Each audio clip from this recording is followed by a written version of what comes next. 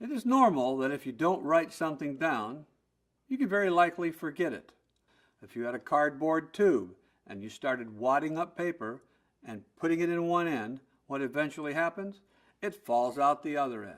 It can only hold so much, like your short-term memory. So that's why it is so important to take notes. It's better to write too much when you're taking notes because you can always rewrite and condense your notes, especially if you're taking notes in lectures. Listen for the clues to important ideas and details. Every instructor has important clues that shows you what details and ideas they want you to remember. Make a list with classmates of ways the professor indicates these main ideas and details. Once you've decoded your professor, it's so much easier to understand a lecture. Rewrite and condense notes. Get rid of words you don't need. Just keep the ideas. You can always add the words later on a test.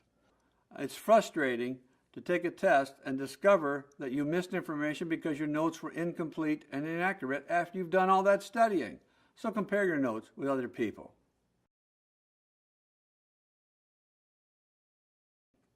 So write it down or you'll lose it. It's better to write too much than too little. Listen for clues to important ideas and details, and you can work with your classmates to find out what those are. Rewrite and condense notes after each lecture, which will save you time and increase your learning, and then compare your notes with other people in class to fill in any blank spots.